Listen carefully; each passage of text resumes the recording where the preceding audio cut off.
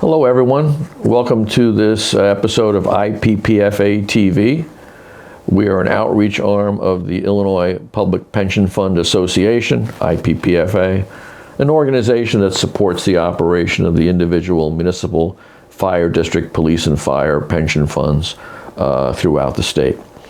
My name is Dan Ryan. I'm a project coordinator here at IPPFA, and I'm retired out of careers as a municipal finance director and a union benefits administrator. I'm also a long-term trustee at the Skokie Police Pension Fund. And welcome to our episode today. Today we're reviewing the suburban and downstate Illinois fire pension benefits under Tier 2. So there are two tiers for all of the pension systems in Illinois. If a person has service under an article, in this case Article 4, beginning on or after January 1, 2011, they are in Tier 2. They have a different level of benefits than the Tier 1 group. If you effectuate some buyback of service, military, or if the state opens a window for transfer of service from civilian dispatch or a police fund or the state fund, that's great for increasing your service in your Article 4 fire fund, but unfortunately it does not change the tiering status if you first have service in Article 4 on or after January 1 of 2011. The Tier 2 benefit level is lower than Tier 1. It's still a very strong level of benefits, allow for a strong financial pension, retirement income.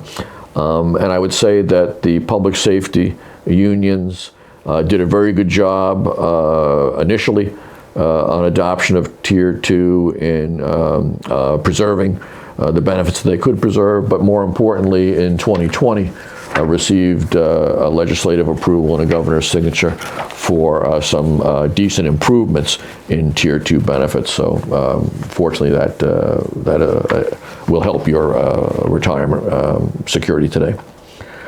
Quick slide number 1, what is a pension? Seems sort of basic, but it's important for our understanding. A pension's a fixed monthly payment that replaces income that you lost due to age, disability, or death. A pension fund for benefit for retired Illinois firefighters outside of Chicago and small towns is established under Article 4 of the Illinois Pension Code and is referred to as the Downstate Fire Pension System. So a firefighter in Carbondale or Peoria is certainly downstate, but even in the metro ring of Chicago or as far north as the Wisconsin border, these pension funds are referred to as being part of the downstate system.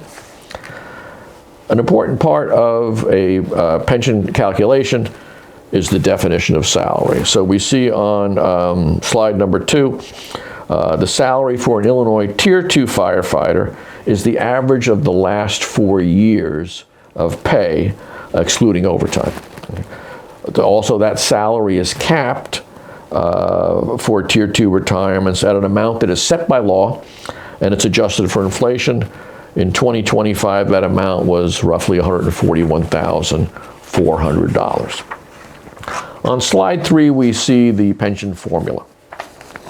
For a Tier 2 firefighter who attains 10 years of service, the formula is 2.5% times the years of service times the final salary, and is a maximum of 75% paid at 30 years. So in my 2 examples, I have the first individual at the maximum, 30 years of service, times 2.5%, times $80,000 a year, used as an example. Monthly, that's $6,667 a month. That pension equates to $5,000, 75% of final pay. In example number 2, it's 26 years of service times 2.5% times final pay comes out to a salary of, a pension of $4,333 a month. Now these are based on a retirement age of 55 in Tier 2 system. Okay? The Tier 2 employee can commence pension as early as age 50, but he or she incurs a 6% decrease in the calculated pension amount for every year it's drawn before age 55. So our understanding is that this feature operates similarly to the Tier 1 arrangements in Illinois Municipal Retirement Fund or the teacher system, or in Social Security or in union funds. There's a normal retirement age of 55, but the person can choose to draw earlier, but take a reduction, in this case, 6% a year. In slide number 4, we see the provision for increases in pension once an individual is on a Tier 2 pension. If retired before age 60, at January 1st after age 60, the Tier 2 pensioner receives an increase equal to 1/2 of the increase in inflation, but not more than 3%. Then each January 1st thereafter, an additional increase equal to 1/2 of the increase in inflation with a maximum of 3% is allowed times the original amount of pension, meaning not compounded. If an individual retires on or after age 60, the same increase as described above begins on January 1st after the person has been retired for 1 year. Article 4 pension includes some very important disability benefits. They're the same in both tiers. For non-duty related conditions, benefits are 50% of salary if the member has at least 7 years of service. For a duty-related condition, benefits are 65% of salary, or the pension the person earned by virtue of his or her years of service, if that'll be higher than 65%. Also, there is a small stipend for children of duty disabled firefighters. The disability section of the code takes into consideration occupational disease conditions. They merit duty-related consideration, such as heart disease, stroke, lung conditions, and certain cancers. Fire pension boards must follow state-mandated procedures in evaluating a disability pension. These take time, so please cooperate and be patient if you are involved in a disability application. In slide number 6, we discuss payments to survivors under Tier 2. A surviving spouse of a service or disability retiree receives 2/3 of the monthly pension that was being paid. A surviving spouse of an active firefighter who dies in the line of duty is entitled to 100% of pay. And the surviving spouse of an active firefighter who has 10 years of service and dies not in the line of duty receives 2/3 of the pension that he or she had earned. Who are the eligible survivors? Surviving spouse, gender is irrelevant. For fire retirees, you must have been married at the time of retirement for a surviving spouse to be eligible, or been married for at least 1 year if the marriage occurs after retirement. If there's no surviving spouse, natural or legally adopted children up to age 18, handicapped children to any age, or dependent parents may substitute for a surviving spouse. There is actually an increase in the future for surviving spouses of Tier 2 recipients, which is not available, surprisingly, to Tier 1 retirees. The law that established Tier 2 surprisingly includes an annual pension increase for Tier 2 survivors in Article 4 fire funds. The increase is the same as that was described for retirees, 1/2% of the CPI to a maximum of 3% non-compounded. Slide number 7 takes us to a discussion of employee contributions. Tier 1 and Tier 2 members pay 9.455% of pensionable salary into the fund each payday. Contributions are often tax exempt under a provision known as employer pickup. It's not really a payment by the employer, but it's an allowable tax-saving mechanism. These contributions are refundable or can be rolled over to an IRA if an employee separates from service early and does not draw a pension. These payroll contributions help fund the system They are an important part of the total pension financing plan. Do not believe criticisms that public employees hardly pay any of their own pension. They only pay 5%. They get their money back in less than 2 years, etc. Your contributions with proper interest and investment earnings credit probably fund 30 or 35% of your own pension. Slide number 8 takes us to a discussion of reciprocity between Article 4 funds. The pension code allows a person to receive a fire pension from a community where he or she worked before transferring to another Article 4 plan. Fire funds use the concept of reciprocity. Your credit stays with each separate pension fund. Just as an aside, police pension funds in Illinois use the concept of portability. The pension credit moves, and money moves, from one pension fund to the next. Fire reciprocity is best explained via an example.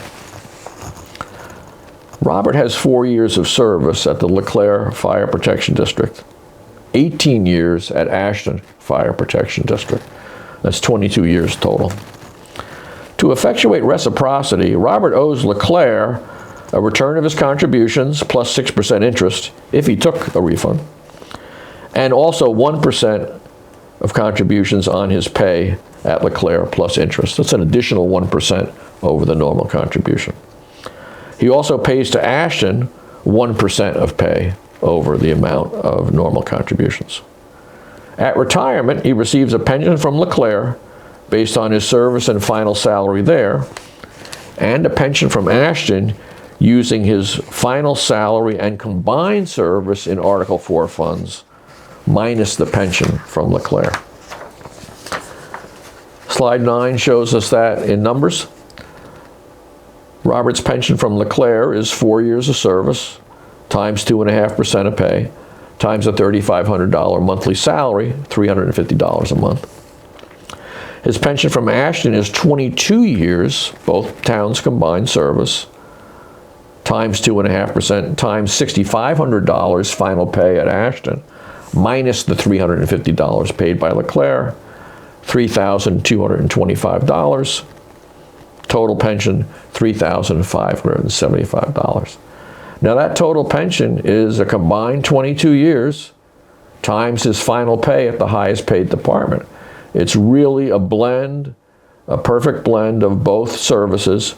It just splits the payment between the two funds, mostly at his final fund, a small amount of payment from his first fund.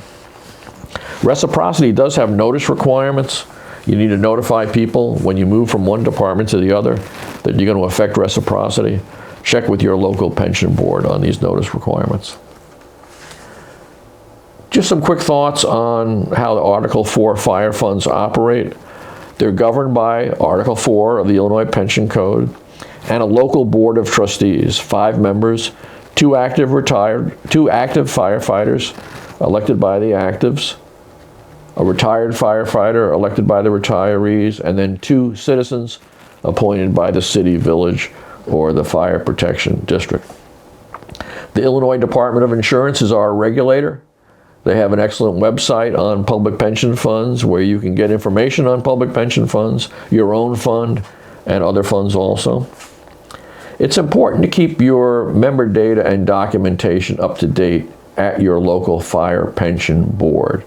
Your application, your birth certificate, marriage information, birth or adoption of child information, divorce information. This helps the board be ready to move if a sudden need comes along for disability or line of duty death pension. It's also a requirement of the state and the examiners from the Department of Insurance or the Illinois Fire Pension Investment Fund who come out to examine records will want to see that your records are up to date. So help keep them up to date. Keep your fund from getting a negative finding from the auditor. There's a lot of players in pension management. There's, in the private sector, we would call it the plan sponsor, meaning the city, village, or the fire protection district. Your pension fund may have an actuary, an attorney, an accountant, a service company that helps administer the fund, and also, very importantly, the Illinois Firefighters and Pension Investment Fund, IPPFA. They have a website, excellent website, and these are players that you should be aware of, and reach out to them if you have questions or need information. Finally, we'd like to pass on some information where you can get other information. Our IPPFA Retirement Guide, which is a book available on Amazon, has expanded information on your fire pension benefits, police pension benefits also, Social Security, deferred compensation, and healthcare, retiree healthcare financing. It's a one-stop source for all the information you need on your potential retirement income, available on Amazon or through bulk purchase at our office. And you may want to consider attending a meeting of your local fire pension board and staying up to date on pension matters. In closing, thank you for your attention today. Thank you for your support of the Illinois Public Pension Fund Association. And most importantly, thank you for your personal and career commitment to the safety of others.